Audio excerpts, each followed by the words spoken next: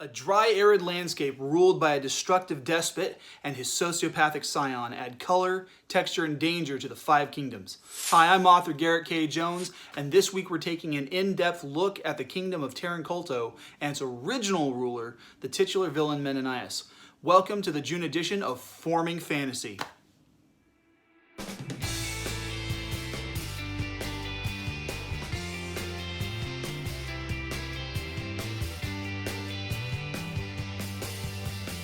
I try to make new content every week, so don't forget to like, share, and subscribe on YouTube.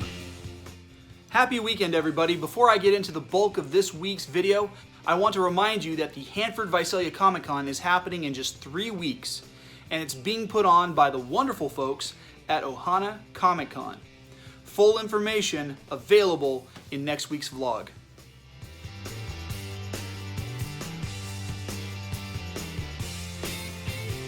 So Terrincolto was based in part on my time growing up both here in Central California as well as in the Phoenix, Paradise Valley area of Arizona. Summers in these areas are unfathomably hot. In Arizona, it is hot, like over 100 degrees on a regular basis, a good portion of the year.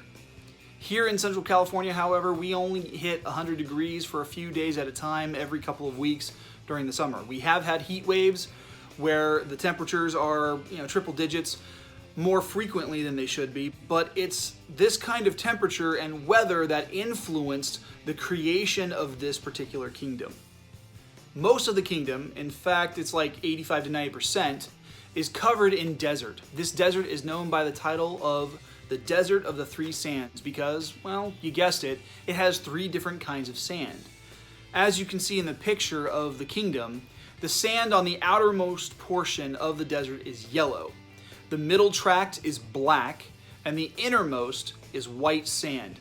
The reason for this is that each section of the desert is home to a particular ward that magically prevents people from crossing the desert to get to the temple housed at its very center.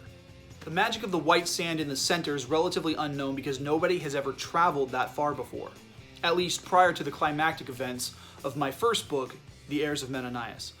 The ring of black sand surrounding the center is made up of really fine, soft granules that give off a cold temperature.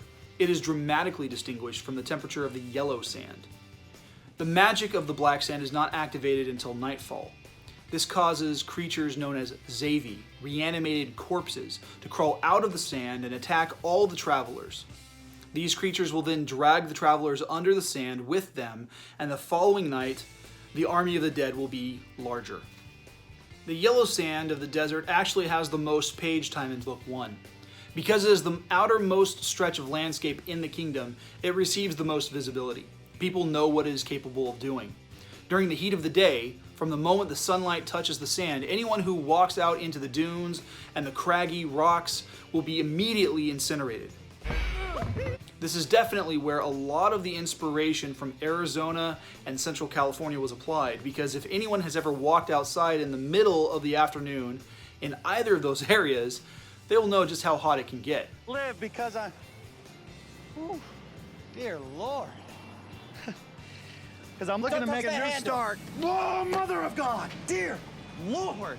I also drew inspiration from a scene out of the sci-fi movie The Chronicles of Riddick, which gave me a great idea for how the incineration was going to look. At the end of Book 1, the desert actually transforms magically overnight. Literally, in fact. It becomes a ring-like chain of mountains dubbed the Ring.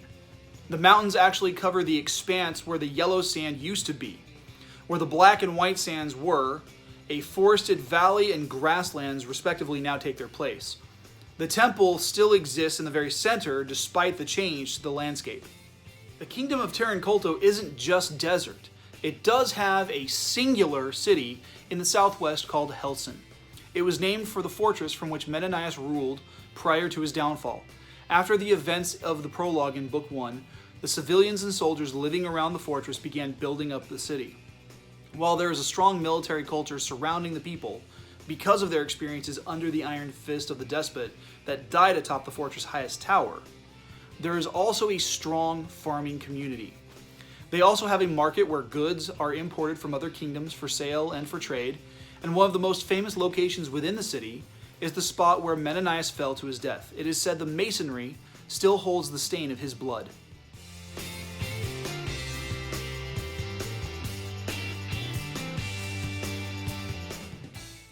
Of course, this all comes back to Menonias, the title character from Book 1.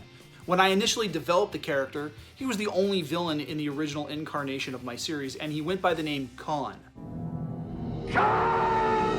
I specifically chose that name as a reference back to Genghis Khan, who was a tremendous historical figure of significance, because he conquered much of the known world in his time.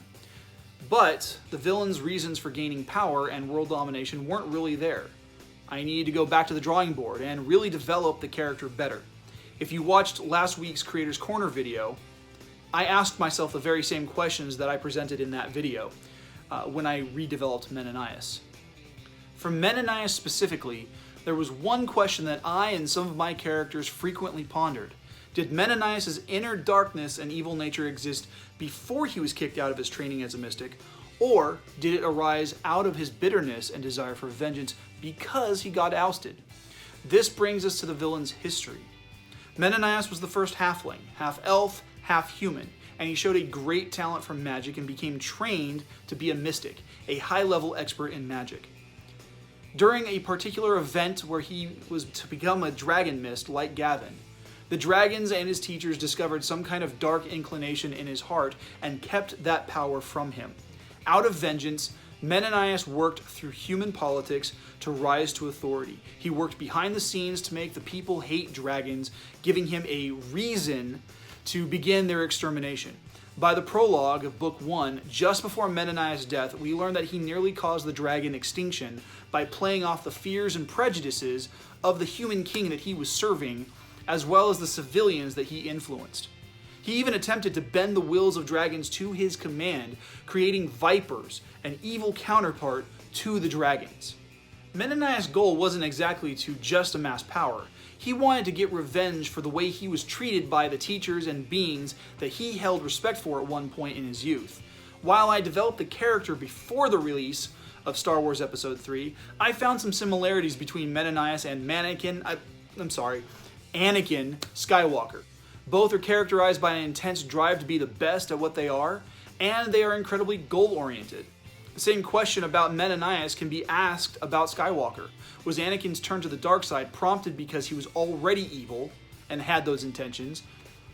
Or did it happen because Anakin's teachers, like Yoda, Mace Windu, and Obi-Wan Kenobi, keep him at an arm's reach and refuse to include or trust him in any way, shape, or form? This kind of open-ended question gave me the foundation for Menonias' goals in the series.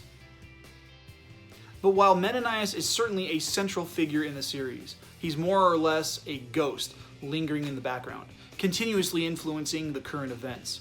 If you want to learn more about the character, head on over to Menonias' profile on the Archives of Async Ran companion site. The link is down in the description below.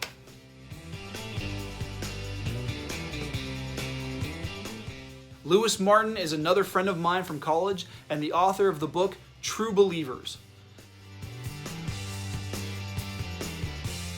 And thanks for watching. If you enjoyed this video, check out the other videos in the Forming Fantasy playlist. As always, you can find me on Instagram and Twitter at GKJ_publishing using the hashtag 5Kingdoms. You can support me on Patreon with support tiers of $1, $3, and $5, each with its own set of sweet perks. Next week, be prepared for the July updates. Make sure to like and subscribe on YouTube, and don't forget to click the bell to get alerts on new videos. Have a great weekend, and I'll see you next week.